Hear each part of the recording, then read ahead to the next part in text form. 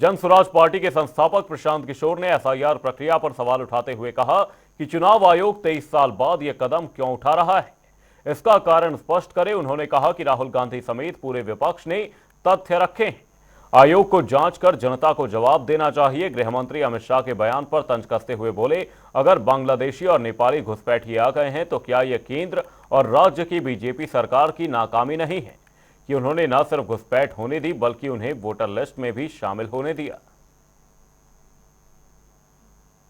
देखिए, जब विपक्ष करीब करीब पूरा विपक्ष देश का और विपक्ष के नेता राहुल गांधी ने तथ्यों के साथ चुनाव प्रक्रिया को लेकर अगर बात पब्लिक डोमेन में रखी है तो कम से कम इतना तो ज़रूर बनता है कि इलेक्शन कमीशन जो बात वो कह रहे हैं उसको इन्वेस्टिगेट करे और उस पर जनता के सामने अपना पक्ष रखे।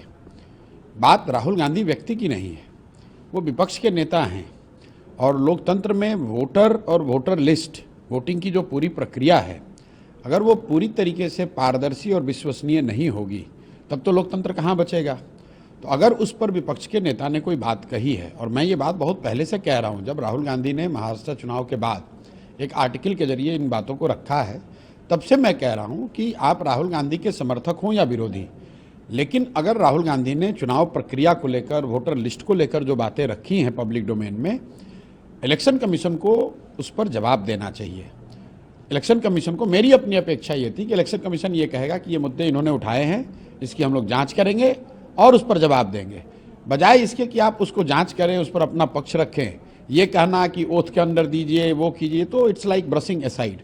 तो अगर आप ऐसा करेंगे तो नेचुरली लोग रोड पे उतरेंगे ही उतरेंगे।